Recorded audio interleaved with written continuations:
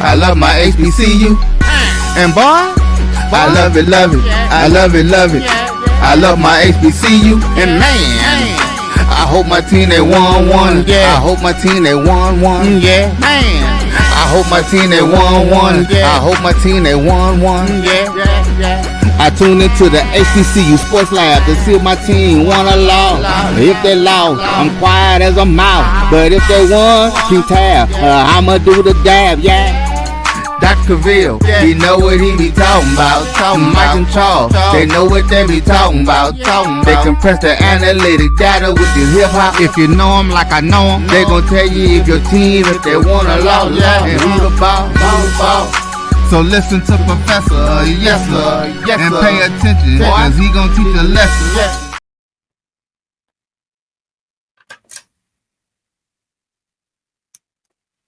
This is Dr. Cavil with Inside the HBCU Sports Lab with Mike Washington, Charles Bishop.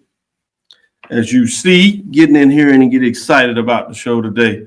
Dr. Cavil's Inside the HBCU Sports Lab with Mike Washington, Charles Bishop. Mike Washington is back out on assignment. We did get him in Atlanta. I don't know if he still is a news flash and trying to recover like a lot of folks that made it down there this weekend. But with that being said, we will check on it. Welcome to episode 757 of Inside the HBCU Sports Lab radio show and podcast, the show that's covering the sporting HBCU diaspora, all things HBCU sports for institutions large and small, from the NEIA to the NCAA. We share insights and information on the HBCU sports culture, HBCU athletic aesthetics to facilitate the story of HBCU athletic programs in the business of HBCU sports. I'm your host, Dr. Kenyatta Cavil, along with my co-host, Mike Washington, Charles Bishop. We also have AD Drew in here. We're filming from our home studios and sending a signal live, KSWH 1230 AM studios with the Texas Radio Hall of Famer, multi-Hall of Famer Ralph Cooper in the beautiful home of Texas Southern University from Houston, Texas. With that being said, let's bring everybody on board so we can get into some HBCU news of the day. As we are doing that, Mike snuck in here, not on assignment. Good job, Mike. Made it work. The door hit him in the butt as we was closing, getting ready for the lecture, Dr. Cavil. Yeah, so we were closing down the studios. He snuck right in there. Oh, let me get it. With that being said, Charles, how are you doing today? Doing pretty good, Doc. Just trying to get some work knocked out and get back. So we are in the midst of working on that. So. I get it. I get it. Bless your heart. Yeah. You didn't get that done. I appreciate you putting in the work. I do have a personal question I need to ask you. And not to go back, because you won a championship but this is just for my personal edification, if you would, a little bit. I just need to know, after that first one in 2021, how many nights did it take you before you finally were able to get a good night rest? I'm working on Saturday, Sunday night, Monday night. So I'm hoping maybe tonight will be the first one, because it hasn't worked yet.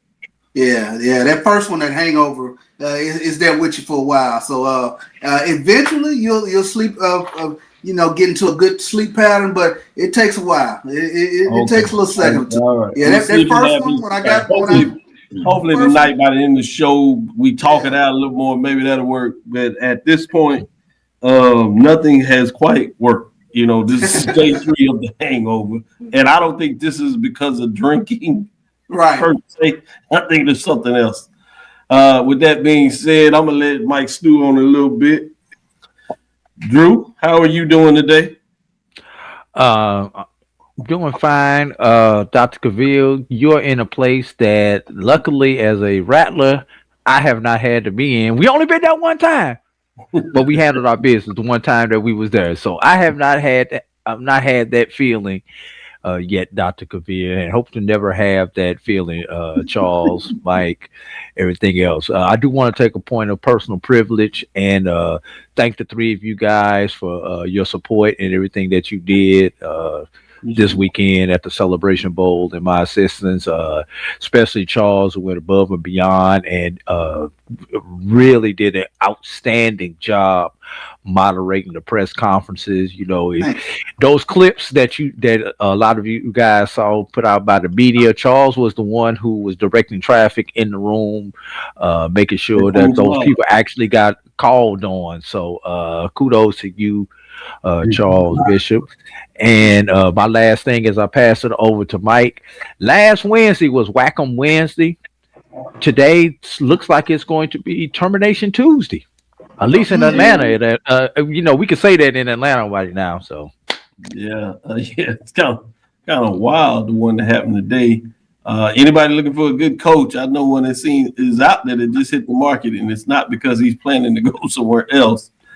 Somebody decided to make an early exit, so surprised about that. Albany State, and it's my understanding you're in the football business. Howard University, we just learned that they're in the football business, so choices to be made. So great point there.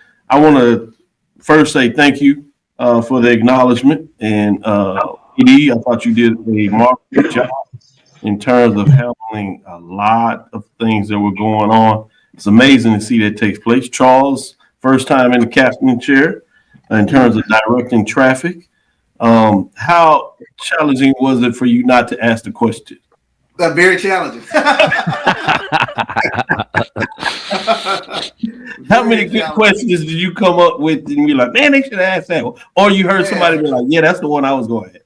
I had some sitting up my sleeve too. So, but no, it was a great job by the media. It's just you have things that you think about when you're up there behind the podium. But overall, I think everybody exhausted their canon, if you will, with regards to getting questions in. So. Yeah. There was one press conference. I don't remember which one it was, Charles. When you opened it up, no one opened it up with a question initially, and Charles led it off and got everybody's juices going. Also, so I'm glad you had at least one of them in your back pocket.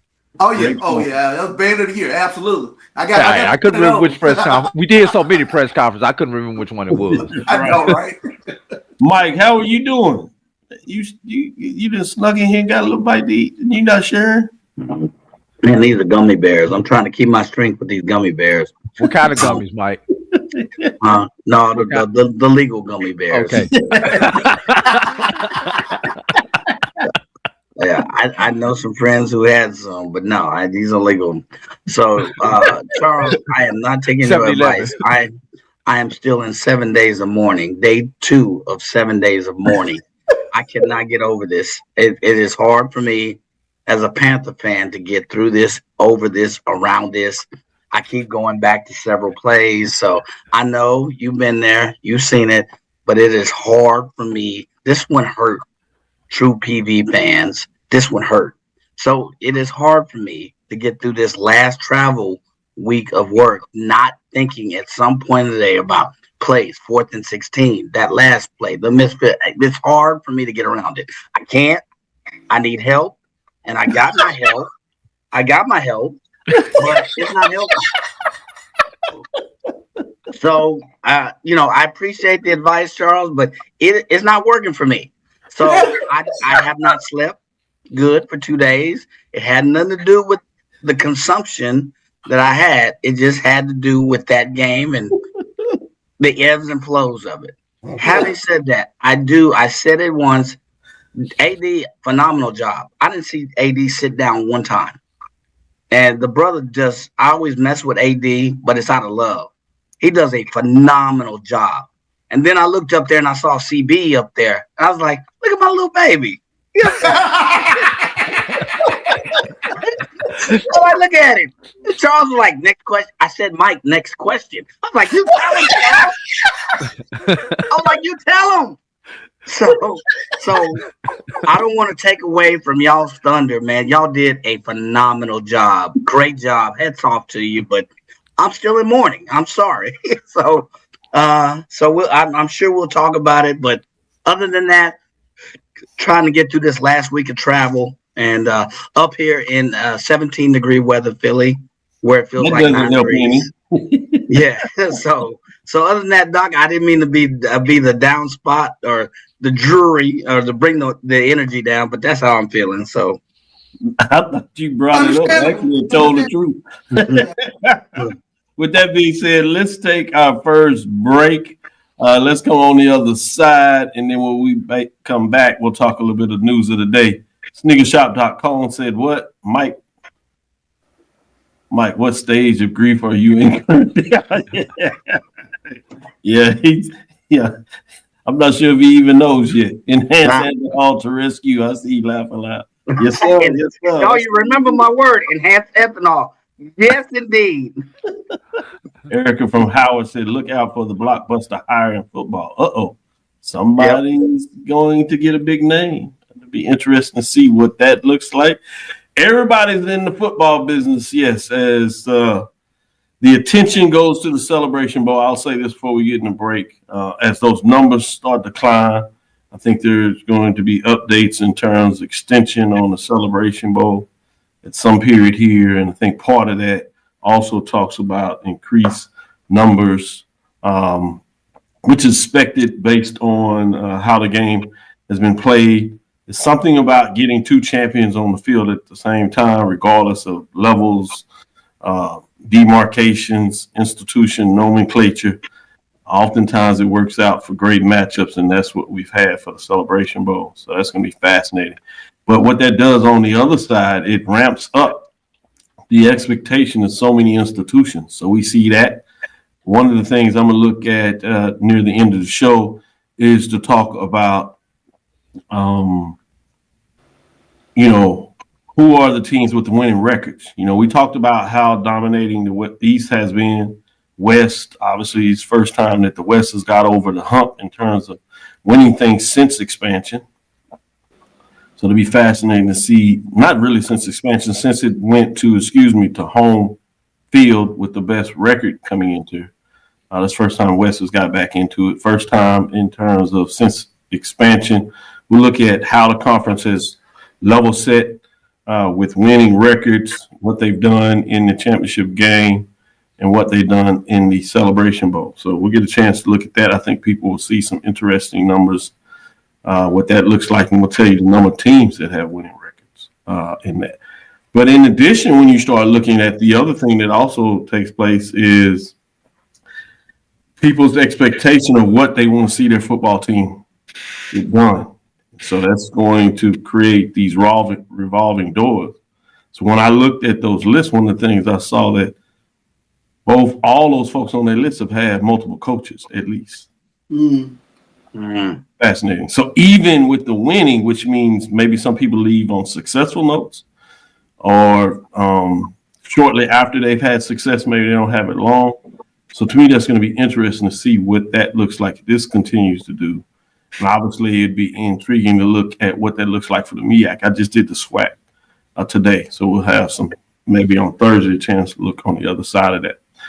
But let's take our first break and come back on the other side and talk about some HBCU news, some of the things that you all kind of teased out. We'll be right back after this first break.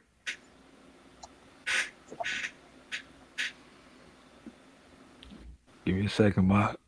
I'm froze for a second, y'all, so wait a minute. No problem. We'll keep rolling since that is the case. As you are seeking to get unstuck, I did want to talk a little bit about playing. So, wait a minute. Go ahead. Keep going. I am also talking about a little bit in regards to what that means in terms of the financial side of this. The financial side of the SWAC is extremely healthy. We've heard that in terms of the reports there. So it's going to be fascinating to see what that looks like and how that causes coaches and ADs and even presidents, chancellors to react. So with that, let's take our first break and come back on the other side and talk about some news. This is the Dean of the College of HBCU Sports, Kenyatta Cavil of Dr. Cavil's Inside the HBCU Sports Lab with Mike Washington and Charles Bishop. Come mix it up in the lab where the course lecture is in session every Tuesday from 6 o'clock p.m. Central Standard Time on Facebook Live, YouTube Spreaker, or the BCSN app.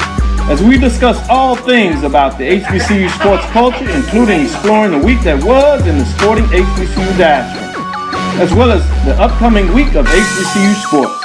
With me, the Dean, the College of HBCU Sports, on Dr. Cavill's Inside the HBCU Sports Lab with Mike Washington and Charles Bishop. Course lecture dismissed.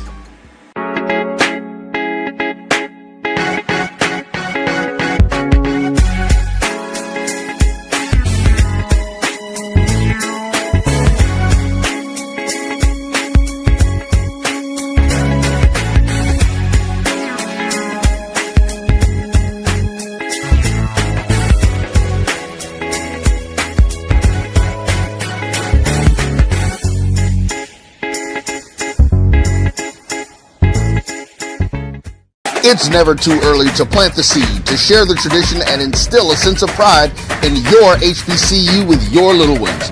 HBCU Pride and Joy Children's Boutique helps you share your school spirit with a wide selection of adorable kids apparel and accessories officially licensed from your favorite HBCU. Visit hbcupridejoy.com and follow us on all social media at HBCU Pride Joy on Facebook and Twitter. Compress the analytic data with your hip hop. If you know them like I know them, they gon' tell you if your team, if they wanna lose, and who the ball. So listen to Professor, yes sir, and pay attention, cause he gon' teach a lesson. This is Dr. Cavil with Inside the HBCU Sports Lab with Mike Washington, Charles Bishop, and A.D. Drew. With that being said, Charles, what's on your mind in terms of HBCU news? Yeah, well, I think we touched on it just a little bit there, but huge news coming out of Atlanta today is Clark Atlanta football coach Teddy Keaton, one of the best stories in HBCU football last season. And a year later, his time at Clark Atlanta has come to an end as Clark announced it has parted ways with Coach Keaton today after 2 seasons leading the Panthers. So that decision was made on today. So huge news coming out of Clark with regards to Teddy Keaton. Good stuff. Again, I'll reiterate that as you kind of tested out. Big news, some coaching opportunities are out there. He's a good one. He won at Allen with a program that was being built. We started Clark Atlanta, had never won. Won last year, dipped it down a little bit this year, but it showed his threads. Somebody needs to give him a call and talk to him about their head coaching position. With that being said, Mike, what's on your mind in terms of news of the day? So, we talked about coaching changes and so there's one I'm sure JD can probably elaborate more on. So I will touch on the Hall of Fame, the SWAC 2025 Hall of Fame inducted from SWAC.org, of course. They inducted their 2025 SWAC Hall of Fame class on Friday, December 12th. That was this past Friday. The enshrinement ceremony was held at the Omni Hotel. I'm sure many of you know it's part of the Celebration Bowl activities. The newest members of the SWAC Hall of Fame were chosen from a list of nominees who were submitted by their respective institutions. So the Hall of Fame nominee honorees include Gremlin State's Albert Dennis III, Jackson State's Sean Gregory, Mississippi Valley State's Ashley Robinson, Southern's Dale Davenport, and SWAC's Milton Taylor, and then of course Byron Johnson, who is in and of itself legend. Don't know if we covered that, but that official announcement came out. So wanted to reiterate that if we've mentioned it before, but tremendous congratulations to these individuals. We mentioned it right after it was announced, but obviously they had that Friday night getting into the Celebration Bowl. So I think it's good to reiterate those folks that were honored that night. A shout out to all of the SWAC Hall of Famers that were admitted this year for 2025. But a special shout out to Ashley Robinson, because I just saw the big old grin on his face. That was hilarious. He was an unhappy individual. A lot of people obviously were happy, but it was just something about the type of smile he had on his face. Well deserved. Of that list, Ashley is probably the best dressed. I talk about it, but he's probably the best dressed. He's in the best dress Hall of Fame. Yes, indeed. I gotta give it to him. That is for sure. Shout out to Ashley, Vice President and Director of Athletics at Jackson State University. Might be having to head back to Atlanta this weekend for basketball, HBCU Basketball Classic. Maybe we get a chance to talk about that as well. With that being said, AD Drew, what's on your mind? Since football season is over with, y'all. I know some of you guys are in mourning. Some of you guys have been done with football season over a month ago. So let's talk some hoops. Let's talk Chris Paul. As in, we're not talking about him getting dismissed 2:00 in the morning. We're talking about the Chris Paul HBCU Classic, which will be taking place right here in Atlanta, Georgia, Thursday and Friday at the Gateway Center. The 2-day showcase held in partnership with the Naismith Basketball Hall of Fame will feature 8 HBCU programs competing on a national stage. Thursday lineup is Clark Atlanta versus Lincoln, PA at 10 a.m., followed by Fayetteville State versus Morehouse at 12:30. The nightcap brings Jackson State and Hampton. We're going to see you there, Charles. I'm going to answer that right now. And then the state faces Norfolk to close the day out. On Friday, the competition continues. Lincoln, PA takes on the Maroon Tigers of Morehouse. Go House. Clark Atlanta takes on Fayetteville State. Hampton takes on Grambling, and the nightcap, the coup de grace, is Jackson State and Norfolk State on Friday. That's a good one. That's a good one. We got a little time before we get into some other news that y'all might want to share. I want to get everybody's early thoughts in terms of that particular matchup, Norfolk and Jackson State. That has me pretty excited. Obviously, Morehouse being right there in Atlanta should be good in terms of their attendance, but that Jackson State, Norfolk State game. Charles, what are your early thoughts in terms of what that matchup may look at like this? Yeah, you take a look at two teams, especially a guy like Deshaun Ruffin with Jackson State, Norfolk, a perennial power within the MEAC, but it should be a really fun game to kind of sit up and take in. I know once we're in this early part of the season, it's kind of tough to get a gauge, but hopefully this weekend you kind of get a gauge on how these teams are rounded into shape, especially as we're looking at conference openers right around the corner. It's also a good gauge to get you lathered up for some HBCU basketball as you pretty much have closed football. Now it's an opportunity, and this is a good matchup, not necessarily some of those money games.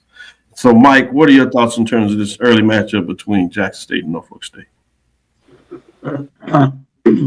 What I'm interested in is normally at the beginning of the season, and this is kind of part concern of mine, but is you see those out of conference money games, but very rarely do you really get an early indication of or cross divisional play to see what the strengths are.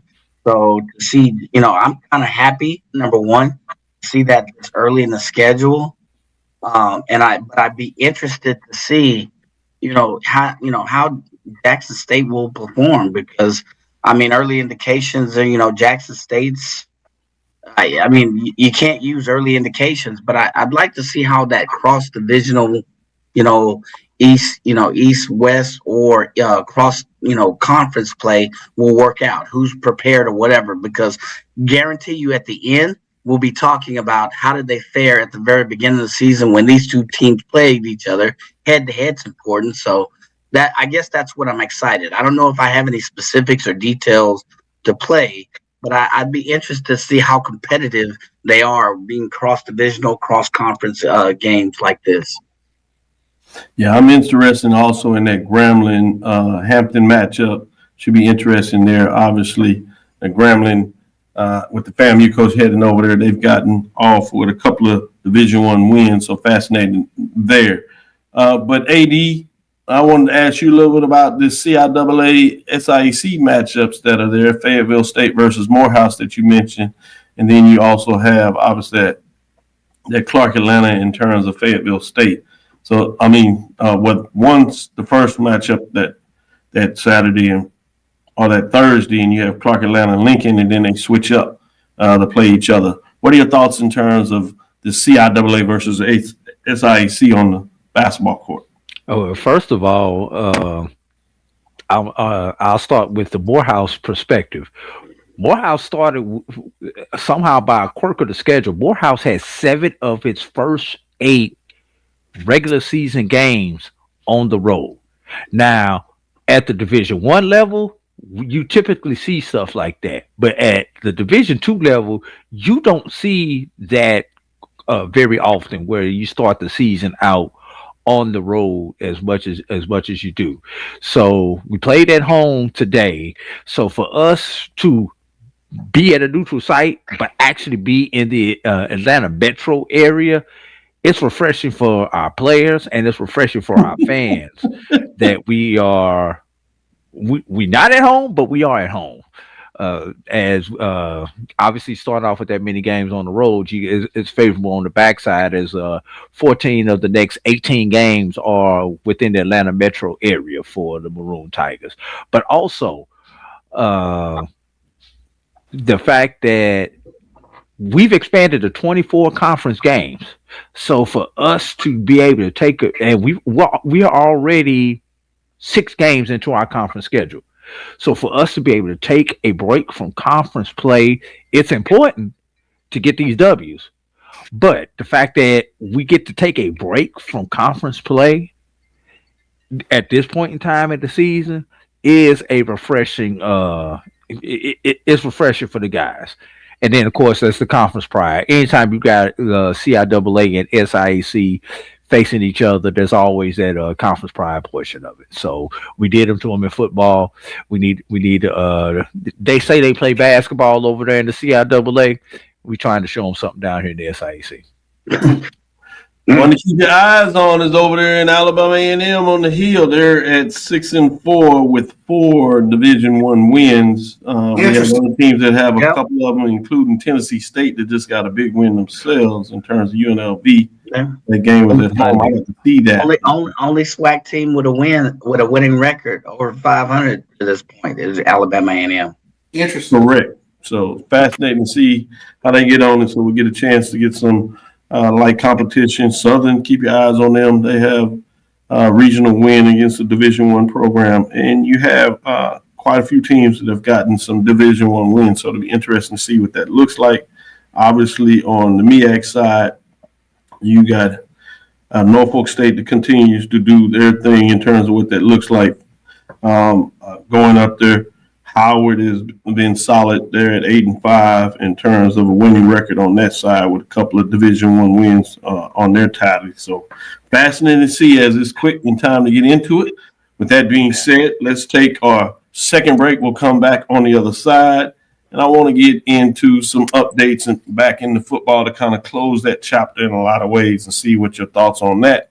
And like I said, the last segment, we'll get into some rankings in terms of what teams have done since expansion. But this next segment, let's get in here and get into some of these way too early 2025 football top 7s. Get your thoughts on that on the other side.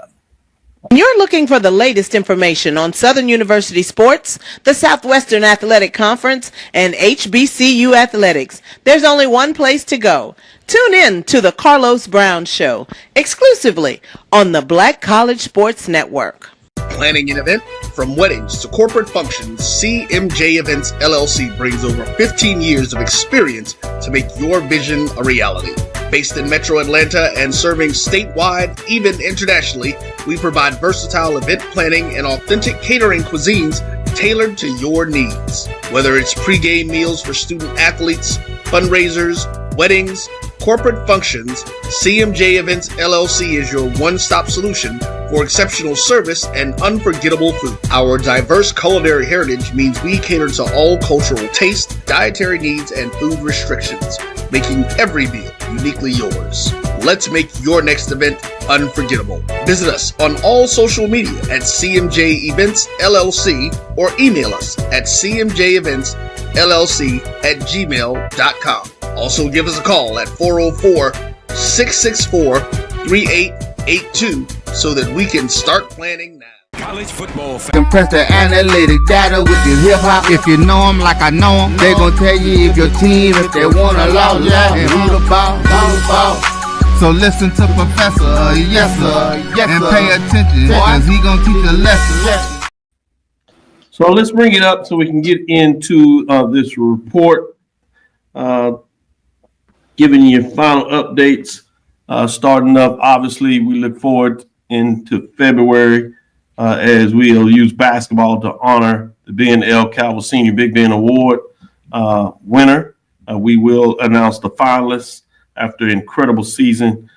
This award honors the individual player out of Texas that either played on the HBCU football team in the state of Texas or is from Texas and went to play for HBCU outside of the state. It is honoring Ben L. Cavil, who and the players that exhibited enduring characteristics that define Ben L. Cavil Sr.: determination, diligence, integrity, performance, familial, teamwork, fraternal, and community engagement. Ben was an HBCU football All-American playing at Wiley College at the time, now Wiley University, in the mid-20s. That's the 1920s, Charles. Ben L. Cavil Senior Big Ben Award, THG agency program established to recognize and reconstruct the historical resistance of HBCUs by analyzing the cultural climate and HBCU athletic programs by highlighting the sports career of Ben L. Cavil Sr. When we further look at that, for those that are not aware, during the first decade of the SWAC, that is in the 1920s as it was created, with all that history, those private institutions with the long public institution out of the state of Texas. He played from 1925 to 1929. Big Ben distinguished himself collegiately, academically, and fraternally as a member of Wiley College team as a SWAC All-American, champion, and Alpha Phi Alpha fraternity pledgee at that time. You could say that 1925, initiated in 1926. Yeah, they did that for a little bit of time there, Charles and Mike, in terms of how long you had to go through the gauntlet, I guess. While compiling championship stories, records, and national honors as an HBCU gridiron legend, as a fullback and a member, as they coined in the newspapers, Pittsburgh Courier and black newspapers, if you would, called it Negro newspapers at the time in the state of Texas as well, Wildcat 11. He excelled outside the Eurocentric framing of the American football collegiate context of that era. Let me see if I can push him and get him potentially in that SWAC Hall of Fame that we just talked about a little bit. We'll see if we can do a little bit of work there. If you've been asleep under a rock, we talked about on Sunday as we honored South Carolina State, that South Carolina State defeated Prairie View in that matchup. South Carolina won in 5 overtimes, 40-38. Number one, 10-3, 5-0, as South Carolina State improved and closed out the season, while Prairie View, the number 2 ranked team, fell to 10-4 and 7-1 on the season. Just to conclude that score, not doing any help to Mike as he's still trying to get over that probably rubbing a little salt in the wound. But we do what we have to do. Talking about that final ranking, we acknowledge South Carolina State Dogs as Dr. Cavill's HBCU Major Division champion. One thing that I also interested from you all, if you think about this, this is Chennisberry's 3rd national championship. A lot of people were focused in terms of South Carolina State, but remember, we also acknowledge and name a mid-major champion, right? And so he won that mid-major championship in 22, 23 with the Benedict Tigers. And now 2 years later, he's a champion after playing for it last year. So 3 national championships in 4 years. You know, you talking about starting to stack the chips in terms of what you've done in HBCU early on. He's making the case. You know, we talked about TC Taylor right there in terms of making a huge statement where he was running and still on that trajectory. Obviously, We also talked about Willie Simmons, but now he's moved on. Trey Oliver, another one that's still in the mix right there in terms of what that looks like. You have to go back to Rod Broadway, Mike, 80. Yeah.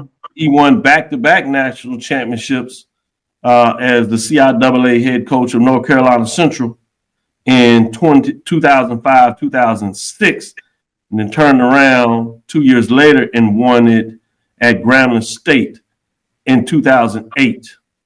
That was before the Celebration Bowl, but he did, before he closed his career, he did get a chance to move on to North Carolina A&T and win it in the MEAC 2015. So he's done it both in the SWAC and the MEAC and the CIAA when the Eagles, they moved up and then closed it out in 2017 in terms of what he was able to do after losing to Rod Falls. But he's up there in terms of what that looks like. But there are not a lot of individuals that have been able to do it on both sides. Obviously, you have Frazier that won it in SWAC 2009, and now he might have a chance to look at doing it going back to, on the major, going the other side of it. You have, if you look at it in terms of Bartlow, who's now at Tennessee State, he has to get a lot done because they're not connected to the Celebration Bowl, so he can't get that part of it. But he can still win conference championships and national championships if it plays out that way. But there's not a lot of folks on this list since we've been keeping this since 2002, Charles. A couple of ones further back that have different recognitions. Obviously you got to look at Pete Richardson that did win in 2003. And he has some the precursors to the Celebration in terms of Heritage Bowl, in terms of that, look at it. But what are your thoughts when I kind of put that on the table? I don't want to leave out Joe Taylor, who's had some history before he was recognized on our poll in the major division with Hampton. He did some things Virginia Union. But that's fascinating when you start looking at in terms of what that looks like. Charles? I'll tell you what's fascinating to me, Doc, is just the breadth of great coaching that we're watching right now. I mean, you got Chinnisberry, you got T.C. Taylor, you got Tremaine Jackson, you got Trey Oliver. You mentioned Trey Oliver. Deshaun Jackson, the way he flipped Delaware State around. There's opening at Howard now, but you talk about Howard being in the Celebration Bowl, but I mean, yesterday's price is not today's price. You saw what Marshall Falk was able to do. You still got, to your point, you got Coach Wilson, Damon Wilson, that did the Bowie State. Exactly, still Damon in the Wilson, mix. Bowie State, yeah. Now you look like you might be adding Quinn Gray, who just closed out his first one. Yeah. CIAA, and now he might be stepping up. Looks like he's going to be landing. I don't want to put the cart before the horse, but every indication is that he's going to Tallahassee, back home in a lot of ways. Yeah. So, Mike, what are your thoughts when you hear that breakdown in terms of specifically what Chinnisberry was able to do over the last 4 years? So I look at the coaching, and there's an interesting. I look at it from a different angle. There's an interesting dichotomy. You got those coaches who are coaching at the Division II ranks, who have stepped up and been very successful. Then you've got maybe one or two NFL ranked coaches that are stepping in. One is doing, really well in their first year. All have led to very good coaching. So to Charles's point, the competitive coaching, but I'm looking at kind of their pathway to get there and where they came from, their ranks. If you look at, and what do I mean that? For instance, I mean, if you look at, Rod, Rod, he finished 57-20 or something with the Aggies, 125-45 overall. He spent time with Grambling as well, but he had an interesting pedigree. And then, you look at his pathway to get there, and then you look at Tremaine Jackson, then you look at Chinnisberry, you look at their pathway to get there, and you wonder, with all this good coaching, is there a script for success, or is it just based on the individual? It's all good coaching, but that's just an arbitrary question. Is there a designated path for success, or is it based on the individual? Because all of the coaches you read off, Doc, were phenomenal, and there's a lot of them, but they all had slightly tweaked different paths, and that led them to the SWAC or the MEAC at some point. So I'm interested in their path and how they got there. And is there, in this today and age, is there a designated path to get there? I think it's interesting, and you can take a little deeper look. I do want to shout out Connell Maynard with the 3 straight CIAA championships he had at Winston-Salem State, and then getting the championship in 2020. That was the COVID year with Alabama A&M Bulldogs, so he needs to be on that list. But yeah, it's fascinating. Rod Reed was able to do it at Tennessee State, which is extremely hard. One of the few independent, if you would, programs that was able to sneak in. Used to be the only one. Right, during that period of time. And this is from 2002 to 2025, so we're coming out on 20 years. So fascinating when you start looking at some of these individuals or what took place. 80 Drew, kind of hearing that, where is your mindset in terms of what we just dropped here? I mean, it's phenomenal. Like I say, we're in a unique era. We're in an era where success breeds success, especially with the movement that these players have. It's not like back when Rob Broadway won. You could watch, you could see a program coming. Right now, you don't know from year to year which program that is for us. So for these coaches, we need to monitor and see the success in the future in this portal era, in this NIL era, and see if people can build their success when you basically turn it over 30, 40, 50% of your roster on a daily. It's different than a Pete Richardson or a Connell Maynard or a Rob Broadway, where we got a good class in this year. We knew we were going to see that quarterback. Wait for 2 years for him to develop, and by the time he's a junior, and then we bring another running back in behind him. So we're not going to see that. One name pre Dr. Cavil's poll. One name I want to throw out there though, Dr. Cavil. How about Billy Joe coming from the NAIA ranks, winning those national championships on the NAIA ranks, and then going on to Florida A&M and winning national championships at Florida A&M. Last thing, I'm gonna say this. I might be wrong before I started doing this. First, that's what I said. It was pre-Cavil poll. Doug Williams and Melvin Spears. I'm gonna put some names out there, but yeah, that's a great point when you start going a little further back. But I was gonna say this. Nowhere on my bingo card of all the FCS HBCU coaches that we have, would I have had Larry Scott as the one who went from the HBCU ranks straight to the P4 ranks. I would not have had that one on my bingo card. Yeah. I think you also got to be mindful that he was. I know he was, but before that. Yeah. So oftentimes you do see that mix with them being able to jump back and forth. In a lot of ways, you kind of see that with Willie Simmons. Is another example lately where Larry Scott kind of continues that trend. Right. But you have North Carolina Central's coach in terms of what he does. Yeah. But those coaches had to take a gap before they did it. Larry Scott going directly from HBCU to P4.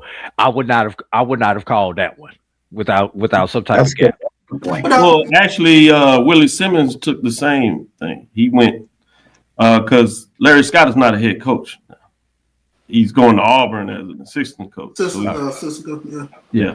Let me ask this question, Doc. How important is it to make sure that you separate out the errors? Because especially looking at coaches now, especially within the transfer portal time frame versus just going back maybe 5-6 years ago, how much does that change the framework of looking at the success of the coach?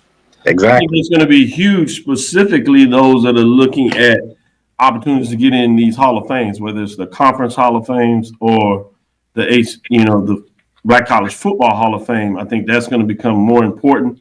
It kind of goes back to where we did the homework assignment when it came up of the Blue Bloods, to your point, and we broke that down. It would be a nice exercise to cross that Blue Blood era with this in terms of what that looks like. My educated guess is that I think it is going to be tremendously more difficult to get these multiple layers. That's one reason I wanted to kind of shout out Chennis Berry to doing it this early, 3 or 4 years in the environment. Now, some people say it might have helped him that he was able to take that pathway from Benedict Tigers where he had the success, transfer over where a lot more of those players could join him than in the past when you had those mixed. You didn't see that much of a leap. So it'd be interesting to see, for example, Quinn Gray, if all the indications what we're hearing, I know it's not official and I don't like to jump out there, but if he's able to go from Albany State and FAMU, can he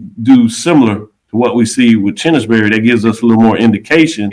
Maybe that what Mike asked for was that question, what are the data points? That would be another indication that the data points that you can take a coach in this era where you can do transfers, where you can do it. I think in a lot of ways you have to look at Coach Jackson, even though it was at what I refer to as historically white college university. He took a similar pathway, right, where he took those players.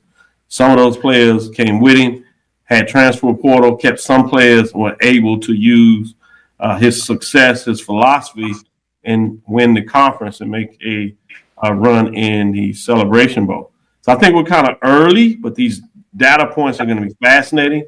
One that it didn't work out for was Coach Wilson, that dominated at that level. He literally had 3 championships in 4 years. And one of the things that got in his way to do something that hadn't been done, which was 4 in a row, was COVID. Remember, D2 HBCU programs did not play a fall, spring, whatever you want to call it, during that COVID. That was the only thing that got in his way of maybe doing 4 in a row. So interesting to see. I think we got to play this out a little more, and then we can start doing that framework that you asked about, Charles and Mike and AD, about mixing these eras and how we define blue bloods, what is taking place. You also have to layer on there the expansion of the SWAC. Just because of the depth, it makes it more difficult in terms of what you're doing in the SWAC. When you ultimately look at the challenges of players, and we're seeing a new framework where there is a pathway for HBCU coaches that desire to leave, even though, as AD looked at, there's a stopgap, but there's a way to get to head coaching position if some coaches desire. So that's going to be fascinating to see how that affects this, that you're not just looking at coaches have long runs. When we get to our next slide, in terms of the next segment, we'll get a chance to see that indication of teams that were able to navigate, for the most part, at least winning records of what that looks like. But let's take our last break. We'll come back on the other side, talk about these way too early polls, and then get into some data and some other crunching to get you all going. Great dialogue in terms of your thoughts on ultimate Chennisberry finding a way to get it done. 3 and 4 years. We haven't agreed on that. We'll be right back after this break.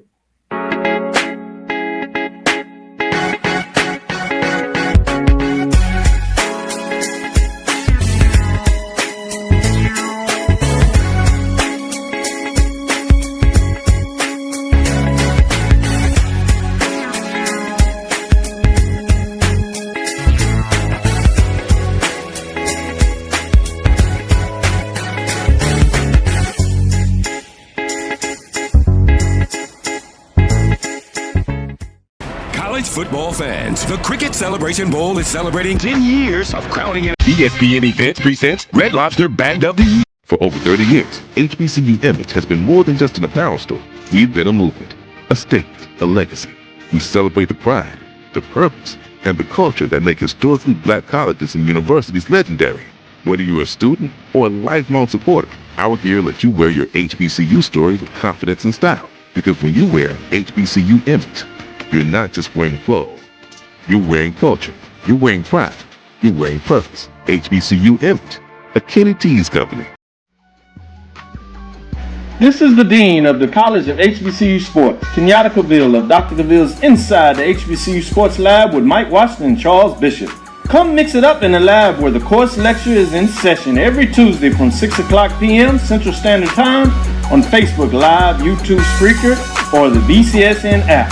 as we discuss all things about the HBCU sports culture, including exploring the week that was in the sporting HBCU diaspora, as well as the upcoming week of HBCU sports. With me, the Dean, the College of HBCU Sports, on Dr. Cavil's Inside the HBCU Sports Lab with Mike Washington and Charles Bishop. Course lecture this. Compress the analytic data with your hip hop. If you know them like I know them, they gon' tell you if your team, if they wanna lose, and who the ball.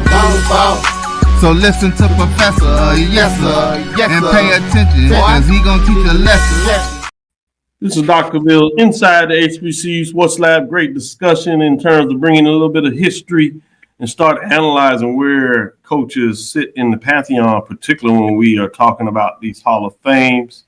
When you talk about legacies and what that looks like, it's fascinating. We see that a tad bit when you think about the Champions Dinner that we were able to do a show and show some of the folks. One part of that is not only recognizing the teams, but there's an added caveat that Executive Director John Grant has put on that, where the winner earns the coveted now red jacket. Yeah. And it is I like that. coveted the fact that all of the coaches came back, except for Fobbs.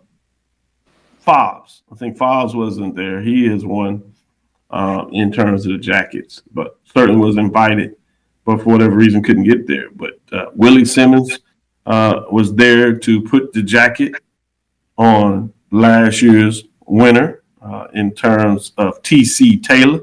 T.C. Taylor was very excited and appreciative. And found a way to make sure that he could actually say Prairie A&M University's name correctly. So you had to go there instead of Village, but that's another thing.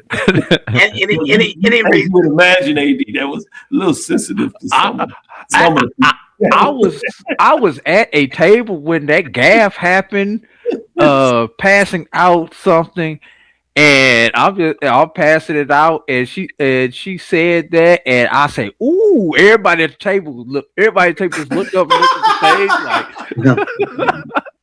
But the point, I didn't want to get on that, but the point that I wanted to really was recognize these jackets, and you've seen them throughout the game. They stayed around. The red jackets. I happened to see them walking back to the hotel. Yes, the red jackets. Which was any reason why we got to go with red? I mean, it's in the color scheme. It's the part of it. It's in the color scheme. Trying to wear purple, and now you're looking at red jackets too. Mike, I'm sorry, black and gold are not in the Celebration Bowl color scheme. Okay, they should be. Why not? Ask the executive director.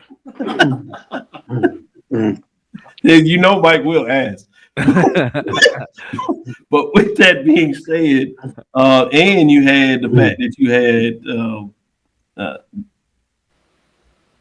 a Hall of Fame-esque announcement with former Commissioner Dr. Dennis Thomas getting his jacket as they talk about color schemes. Maybe that's the one that could have been black and gold, but it was. Yeah, it was. So anyway, another discussion, another day. But let's get into this from a SWAC perspective. Since SWAC expansion in 2021, small sample size. It is 5 years, as we had the 10th anniversary, halfway through this 10th anniversary of the Cricket Celebration Bowl. You bring up that slide, which should be around the next one. It's going to look at 5 teams in terms of these teams. And I'm going to give you their record in conference play.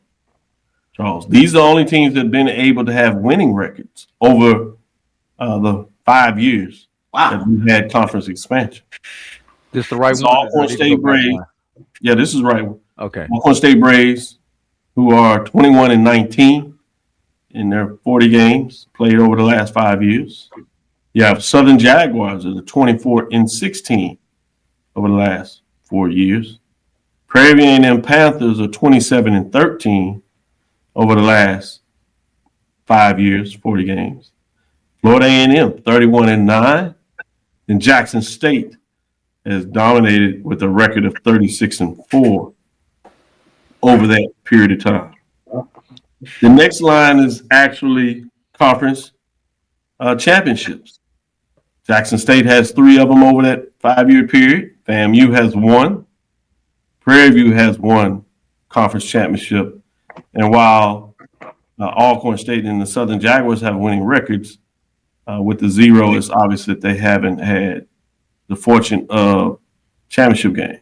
But there's another way to look at this also, which is the next line in terms of Cricket Celebration Bowl. Yeah. Right? You have Jackson State with 1, FAMU with 1.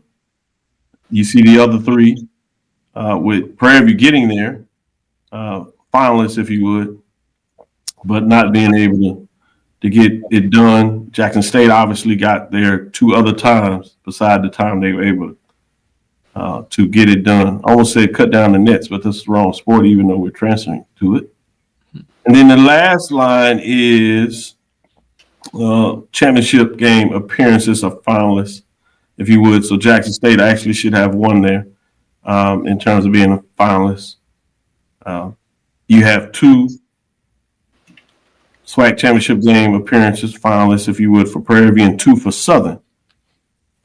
So early indications of these data points. I know it's, like I said, anything that surprised you, Mike, or anything that stood out? This breakdown of what we've seen in the SWAC expansion area that brought in FAMU and Bethune-Cookman. What that far column? What is that far right column? That Southern. Those are appearances in the championship game. So it should be a 1 by Jackson State at the top, 0. Yeah, okay, that's what. Okay. 2 for Prairie View and 2 for Southern, and 0 for Alcorn State. And the SWAC championship. Okay. I guess what stands out to me is that we talked about how dominant the East was, but if you look on it, you could argue that Alcorn State was in the East, but you have 3 teams from the West in this list. But it's really the 2 teams in the East that actually have the Celebration Bowl appearance. So we talked about when we started this, who would be dominant, the East or the West? You have, it's 3-2, 3 teams from the West, 2 teams from the East now. But you look at the data points and who's winning or who's at least appearing in the Celebration Bowl. That's what stands out to me. And then you also look at closer at the numbers, 36-4, 31-9. The percentage of wins is statistically higher for Jackson State and Florida A&M. It just in that 4 or 5 year snapshot, and you got to ask yourself, what's the formula? What's driving that as well? So those just the data points kind of are driving my head in different places here. Yeah, you got 3. And then you saw this last year. Could there be a potential shift? And what's happening in the West, and who potentially can not only be in the championship but represent the SWAC in the Celebration Bowl.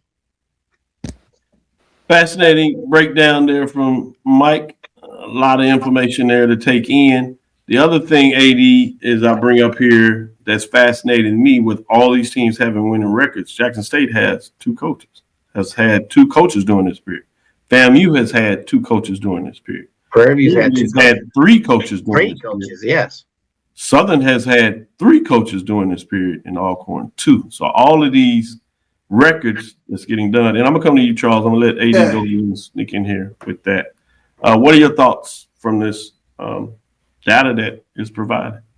I just go back and think pre-expansion when Alcorn State was the class of the SWAC.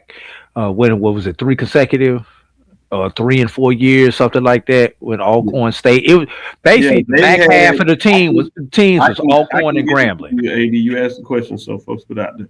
They went 6 straight years, winning 4 titles in those 6 straight years. Yeah, 2 straight, and they lost 2 straight, and then they came back and won 2 straight. Right, because it was during that time it was Alcorn and Grambling seemed like the two most dominant teams. So as we switch over to this decade, and I look at these records, Dr. Cavil, and I think about Florida A&M, 31-9.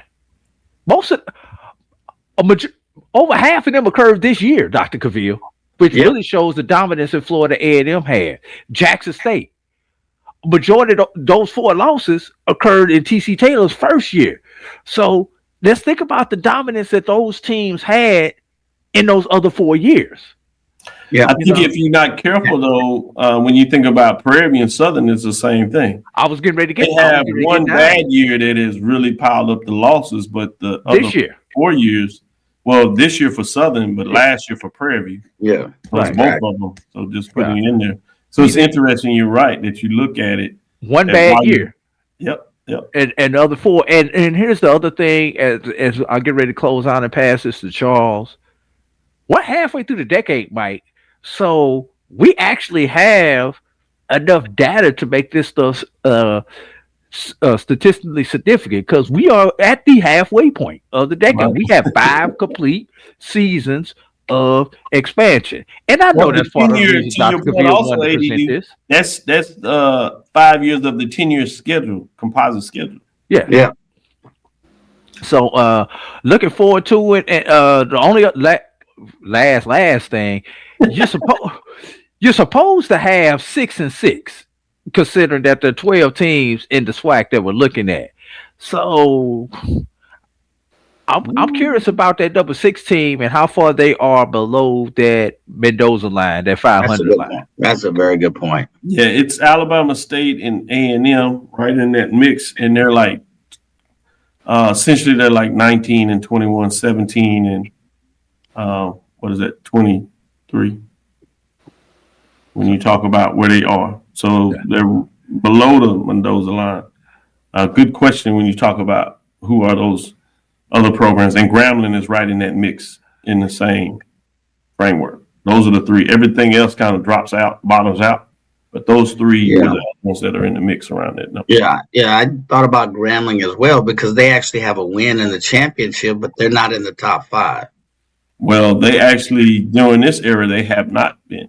You're right. In this era, they have not. You're right. Yeah. That's why I wanted to make it specific, because you go back, it changes the formula because you have the less teams. So I wanted to really do it since expansion. And we'll kind of keep a gaze of what this looks like. As Charles really pointed out, what does it look like in this specific era? And how do you judge this era against other coaches and what they did in their era? Charles, final thoughts here. Yeah, I'm really looking at, and this is really fascinating to me, because that's what the doctor and the professor does. Then you know, when you get ready to get your class, and I go in the lab. Sometimes I get lucky. You can make a hard argument. Yeah, that this is as dominant a time as any in Jackson State football. Oh yeah, for sure. We go back to 1985 to 1989. There's a 28-game SWAC win streak, but I'm curious, over 40 games, whether we've seen whether Jackson State fans have seen anything like this. So I'm literally, I've got my computer pulled up over here, and I'm trying to go through it real fast, but I'm fascinated because I did not realize that it was as dominant over 40 games as it has been. That is, and this as one part that you can add on to this, Charles, that simplifies any of your work. The conference is literally as large, which means as deep in terms of teams, and certainly could argue in terms of the depth of the teams and coaches and players as ever for sure. There's no doubt about that.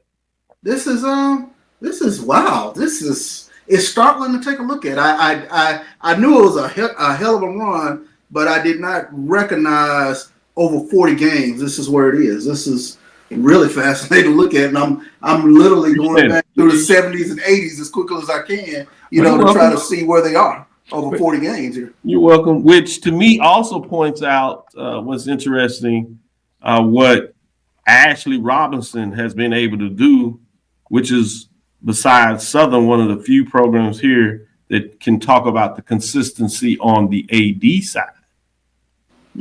Particularly for him, all of these schools and even his school have done it with multiple presidents. Yeah.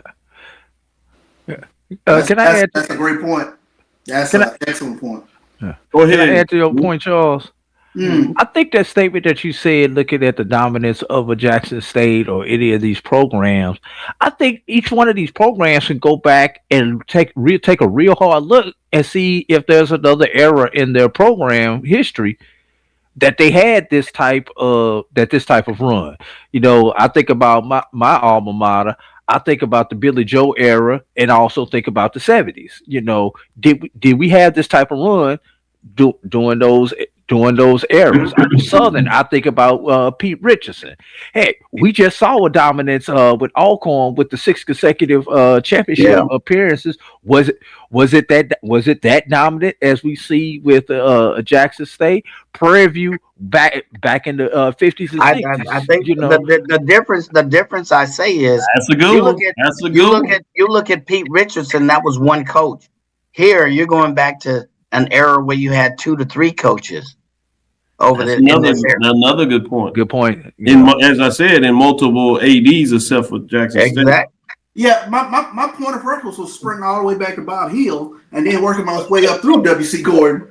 You know, and it's fascinating. And get this, I think Emmett Jones pointed out too. Let's not forget what John Merritt was doing at Tennessee State as well, because I'm curious where Tennessee State kind of falls into this as well. So I realize it's a SWAC, but you know, I would just. Well, I mean, it's fair because we need to look at MEAC too to put them in play in terms of what that looks like.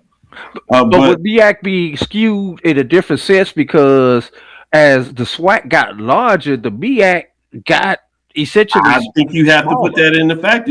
Absolutely, you have contracted. Yeah, you have to talk about that factor. I want to give a shout out to a real data analysis that does it on a lot of levels, and that is Dr. Kerry Banks of Norfolk State University, and he had the fact that we should look at this in terms of cross comparison of department budgets. What are the budgets of these programs compared to each other, and maybe even to the programs that are not winning at this level? What does that look like? So shout out to Dr. Kerry Banks that finds a way as a professor to get some analysis in here too. Good job and making sure that he gets some points in here for the MEAC as well, always representing appropriately as he does. With that being said, we'll talk a little about and save some of our way too early analysis of mid-major and major for next week. But wanted to give you some things to think about in terms of the era that we're in. And I'll add this final point. I think this season for the MEAC and SWAC could go down as arguably the best, most competitive season we've seen in a long time when you start to really look at matchups and how close games were from top to bottom. One of the things AD added at the end of the season when we had that upset weekend, if you would, which made sure every team in the conference in the SWAC had a win. You've seen that also in terms of the MEAC, but they had a de facto championship literally being played on the field. You had some magical games there that went down. And throughout the SWAC, when you talk about opening things up with the Labor Day Classic, coming down to the last play and end of the season in terms of the regular season with Jackson State in terms of conference play, coming down to the last play. In all these games in between, and even the SWAC championship game being decided by 2 points and coming down to some last play or a last play in terms of being able to get a first down.